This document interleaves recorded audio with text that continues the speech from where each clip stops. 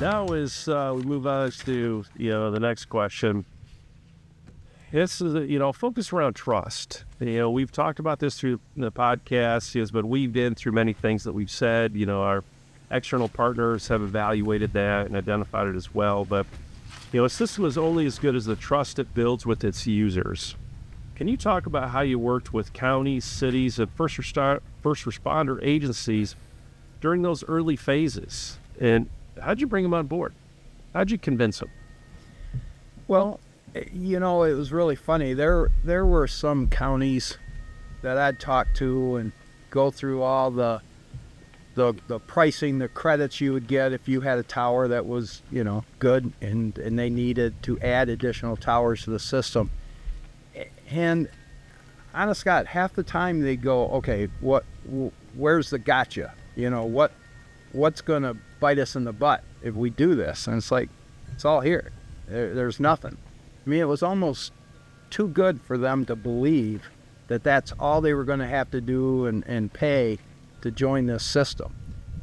And there was actually, from the IT, the technical people in the county said, man, this is a no-brainer. We got to do it. But we're going to have to wait until, a couple of the people move on, retire, or whatever. And that was sad. I just thought that was sad for the taxpayers to continue to use their legacy system, or in one case, put a brand new legacy or a brand new system in not connected to the MPSCS. I didn't understand that at all. But once you got through the mechanics, it was a pretty easy sell, So I think it just took a lot of time. A lot of counties, needed to save up funds, understand it to come on. But I from what I've heard, the majority's on, right?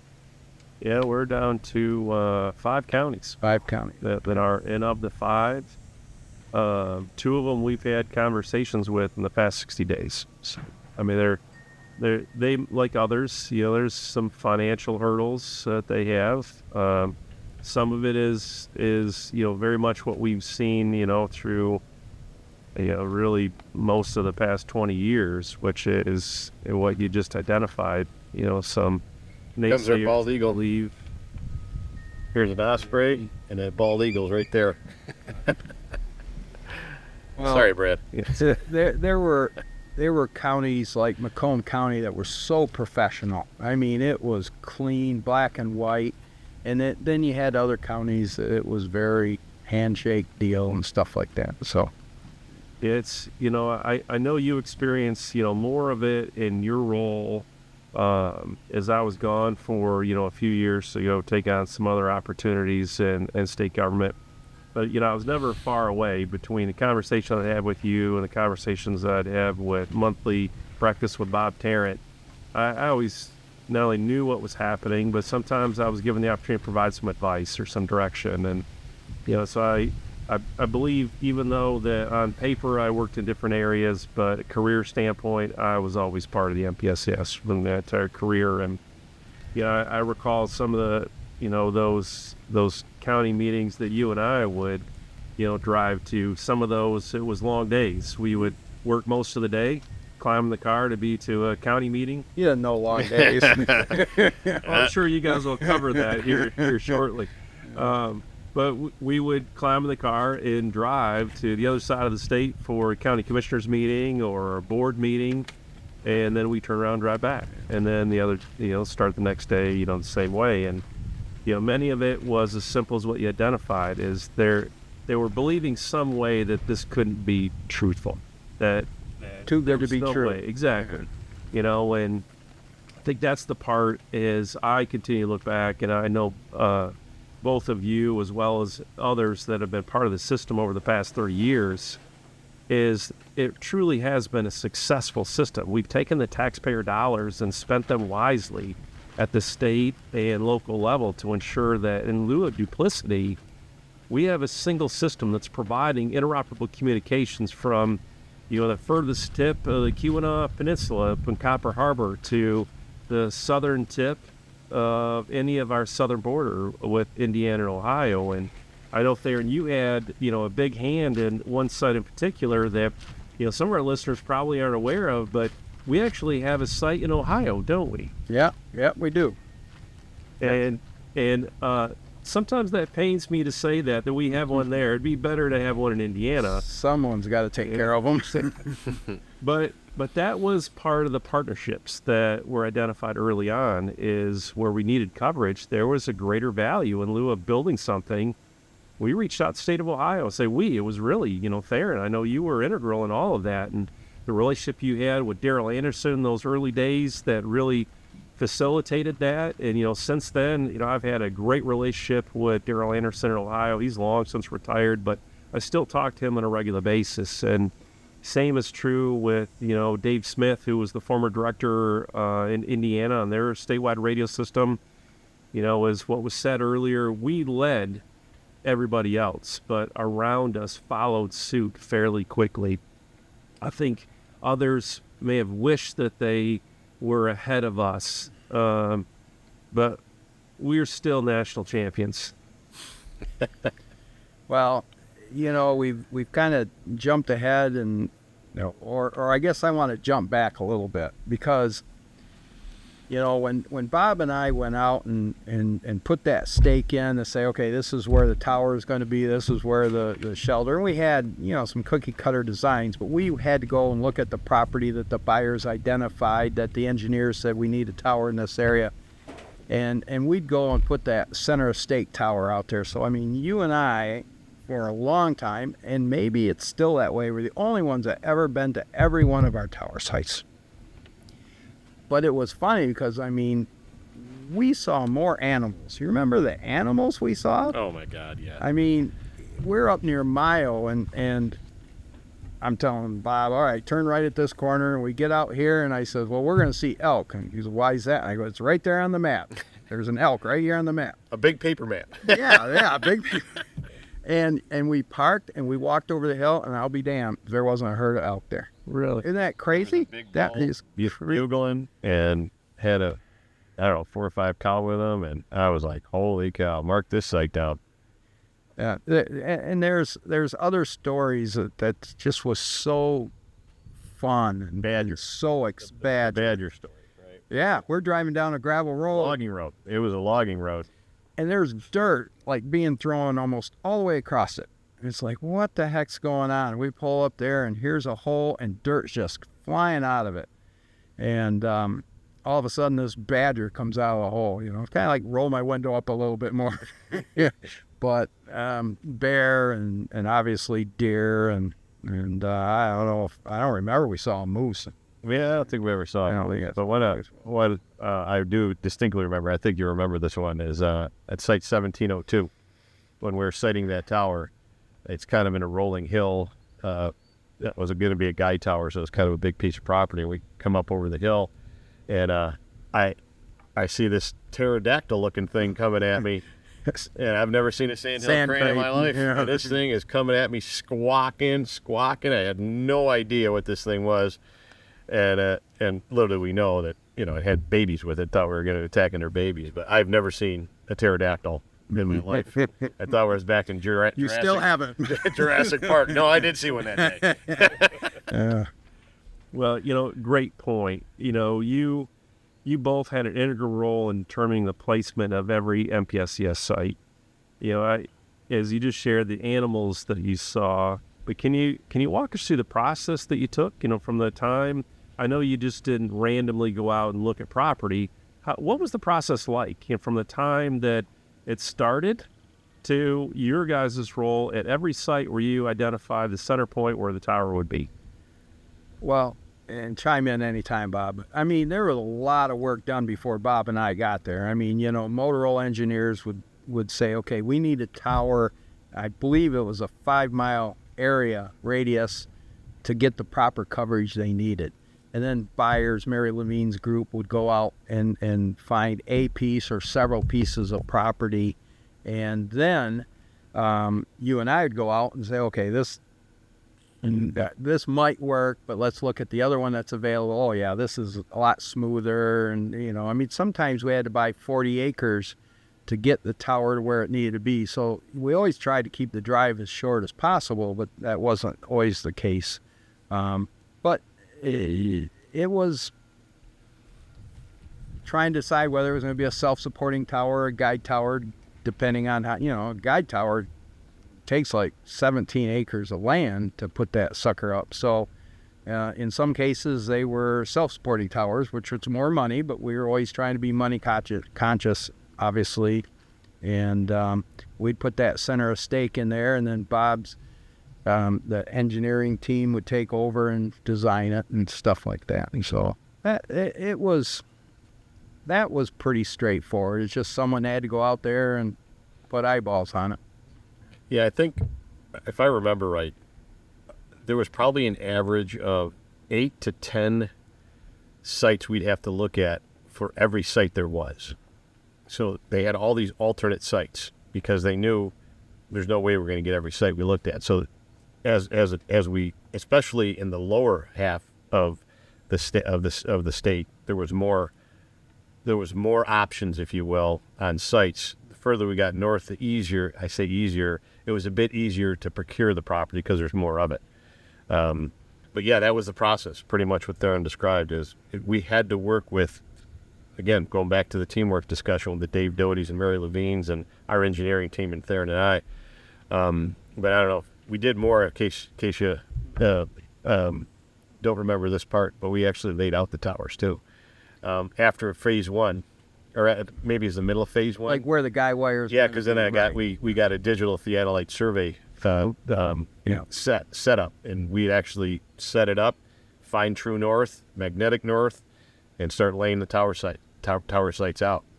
So then when the surveyors got there, life was a lot easier for them. And it was how we wanted to make sure the orientation of the guy wires were, for the road and on those types of things. So yeah, it was quite the process. But as Theron said, we got it down to some cookie cutter stuff after a while to help make it a little bit easier for us. So, regarding some of those sites, I would say I haven't been to all the sites. I've been to a lot of the sites. And there's one of them in particular, I'm curious how you guys found this site. And, was there not a better site? I think it's Black River. Is that the one with all the switchbacks on it? Oh, yes. No, there was not. Yeah, for those that aren't familiar with Black River site, it is, it's a short potential road from the main road to the tower site, but it's a long road because you've got to go back and forth. And when you get to the top, it's an abrupt stop because the propane tank is right at the top. But I think that was one of the first ones that I was in that area of the state, and I think that was one of the rare times I saw the amount of turkeys I did. I thought it was a Black River coming across the road, and it was actually just probably thousands of turkeys. But no, I remember that site. We go back to the options again, and we were stuck. That we didn't have many options. I think that was the only option we had for the coverage, and I kept pushing back on the cost and the road, and holy cow, it was an engineering feat to put that together, and the geogrid and stuff we had to put in to keep the road in place. But we had to go back to give and takes. It was what we were dealt with, and you can build just about anything anywhere. It's just gonna matter how much you want to pay for it. Right. So that was one of those where I think we collectively said we have to do it. Right. And we did. No doubt. There's the top of that is very tall, hill. Imagine getting the building up there. Oh, yeah. Well, I think I was there not long after that. The two dozers coming up. Yes. But it was, for me, it was definitely, an experience seeing that. All the others were pretty flat drives in, as you identified, short roads. So that was that part of the state where I started to get out there and see, okay, these are definitely different up here. And speaking of different, I know you guys had some opportunities in the UP. Any memories of sighting towers in the Porcupine Mountains and the challenges that was? Yeah, there's one up on a ski lift, or you take ski lift up there if you want to. You could drive, but the view. I mean, we talked about the eagle flying back. I've been up on that site and seen the eagle and looking at Lake Superior. I mean, it's a beautiful beautiful site. Definitely, if I remember right, is that the one you climbed I was just in the fall? I was just gonna bring that one up. The color was awesome. It was, and usually it was Greg Burbage and me that would climb the tower, inspect it, and we get up there over the treetops and we go, "You guys got to come up here." So they put their gear on. I'm like, I'm in. Let's go. Yeah. I was waiting for an invite. Yeah. I was told by our Motorola safety folks, never go climb a tower. Well, guess what? I climbed a tower. But you had your safety gear on. I absolutely was 100% tie off. Through all of that, I know you guys spent a lot of time together, in a vehicle.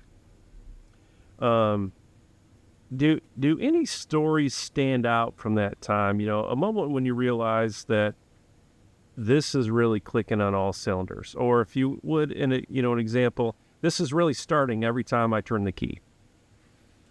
I'd say from my perspective, when it really started kicking into gear was when we, at the end of phase 1, I guess, as it started coming together, we realized we're going to make this. We realized we're going to do this. We realized what we had put together is repeatable and we can keep doing it. And I think that's when I realized that things are clicking. And we just kept on keeping on. I mean, we had a system, we had a process, and we moved. We would start at before daylight, and we would come home after daylight. And many times there's 16-hour plus days because we, again, wanted to get this thing done. Right, and I think what you're referring to is not necessarily siting the tower, but the final inspection at the sites, right? After the site's all in there and inspecting the tower, inspecting the grounding. I mean, I don't know, there was 30-some alarms that went back to the NCC. We checked every one of those, high temp on the generator, low oil, temperature sensor in the shelter, security. There was a lot of checks that went on to make sure that site was ready to go when it got turned on. So that's exactly what I meant. And I guess maybe for the audience to understand that not only did we site every tower, we saw the construction of every site, and then we inspected every site. And that's a lot. When you talk about miles driven and all that kind of stuff, I mean, I know, Theron, you were asking this, but there it is, right? I mean, we put over 1.5 million miles in support of this construction effort from the beginning to end, and on and on and on it goes. All these site development statistics, it's actually unbelievable. And I know you guys have been putting a little of these out on social media. Good. Maybe we can get a copy of this in the podcast at the end or something like that. It's there's some impressive statistics, some numbers there. What you won't see there is it's a fun story. We can edit it if we have to, but we're in phase 2, and we were in Grand Haven. We had hotel reserved, and we get in there, and we have these 2 guys from South Carolina, Greg Burbage and David Goff, our quality assurance people. So there's 4 of us, and we pull into town, and I said, well, you guys, you ever seen the Grand Haven Pier? Nope, never seen that. I said, well, it's on the way to a hotel, kind of, a mile or 2 out of the way. I said, well, before it gets dark, let's go look at this. So we go there, and there's huge waves coming in, and someone had a bright idea. Well, let's walk out on the pier. And I'm going, yeah, I'm game. So we get out there, and all of a sudden, a rogue wave comes in, and it's like there's an overhead metal structure, and we're all grabbing this thing, and we get wet between the knees and the waist down. And so then we go to the hotel, and we're all wet and everything like that, and get our hotel, and we said, hey, where's a good place to go have dinner? And she goes, well, there's not too many places. We got a power outage. Heck, we didn't even know there was a power outage. And she goes, yeah, I mean, downtown's got power, but a lot of the area around doesn't have power. So she says, so go to this bar restaurant. And we went there. They have good hamburgers, fish, stuff like that. And this is where I knew this guy had my back. Because we're sitting at this booth, and this guy comes over, and he's got to be 6'10". I mean, huge 350-pound guy, huge guy. And his name's Tiny. He said his name was Tiny. And he goes, I'll bet you $20 I can blow a square smoke ring. And we're kind of like, we're not interested, Mr. Tiny. And the locals are all looking at us, and it's like, something's going on here. I mean, they know this guy. They know what's going on. And we push back. No, not interested. So next thing I know, he takes a drag off his cigarette, and he blows a square smoke ring. He goes, that's $20. And he wasn't going to leave until we paid him $20. And we're going, hey, we're not playing. He wouldn't give up. Next thing I know, Bob's getting up, gets in his face and looks up at him and says, Tiny, go sit down. And I'm taking my glasses off. Greg's rolling his sleeves up. And Tiny says, okay. So I'm going, I was so impressed. This guy, he's, a foot taller than Bob and 150 pounds heavier, and Bob wasn't going to take any crap off him. So I still remember that. Was Old Tiny. Fun story. Yeah. Well, that's the epitome of trust right there, and the value of, that relationship and partnership. All right, as we've talked a lot about the history of the MPSCS, covered a lot of the time, what many may not recall is that was within the first few years of the system. It was before what we know today, what created this whole shift in interoperable communications. For a lot of years, agencies were on their own systems, and much as, Theron, as you identified earlier, some of the challenges that you had and the team had as they were talking to local agencies, around adoption of the MPSCS in lieu of continuing to invest in a legacy system or buying a new system. But as both you gentlemen can, think through this around that turning point, not only for the MPSCS, but honestly, it was a turning point for the nation. That one moment in American history that truly underscored the critical need for interoperable communications was September 11th of 2001. If there was ever a time that has been identified that public safety needs to be able to communicate with one another at all times, that event truly put it in the visible eye of the people, of the citizens. Public safety may have known that for some period of time, but now it was brought into the perspective of the elected officials, the people, the citizens. On that day, we saw communication systems fail under pressure. Essentially communication systems disappeared in that same day around the epicenter of that event. Fire departments couldn't talk to police, and some of that predated the event. It was just the way that business worked. Fire departments only talked to fire departments. Law enforcement only talked to law enforcement. It was command officers that talked to one or another.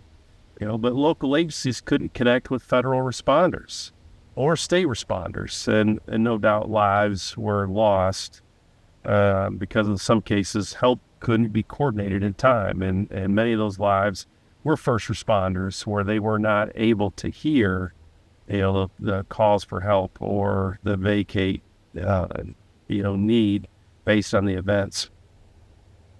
What impact did that tragedy have on the MPSCS, and how did you shape or reinforce your missions as you went forward following that event? Well, I don't know if a lot changed going forward from my involvement. I know MSP took and had cars posted at our, big zone controller sites. We had pretty good security. I mean, the shelters were alarmed and everything. But I think we certainly learned the importance of having hardened sites. The buildings were designed to be 30-06 proof, bulletproof.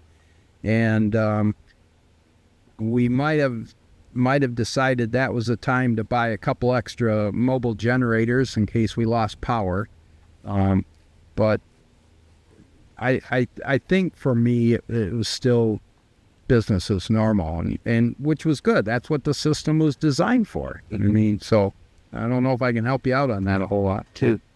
Bob? I certainly can. That was towards the end of this project, and it was I would have said it was right in the beginning of 2002 or something that I was asked to come out to our New York office and talk to some people about the communication system and what interoperability meant. At this point, now I understood all those things. Not knowing any of it, and 7 years later, I understood it quite well. But going to the site of 9/11 was one of the most sobering things I've ever seen in my life. And then, as you get out and then talk to all these state officials and chiefs of police and stuff all over the place, you can intertwine the messaging of what interoperability really means and why you want to have hardened sites, why you want to have resiliency, why you want to have redundancy, why you want to have all those things. So all of that stuff starting here, as I said before, after I left here, I did 15 years around the country talking to people about those things. And that was really the precipice of kicking those things off and talking about those things. So, it was sobering on one hand. On the other hand, it helped tell the message and the story of what interoperability really means amongst things like your system, where you've got 2,600 agencies. It's amazing. So I think that's what the impact was for me.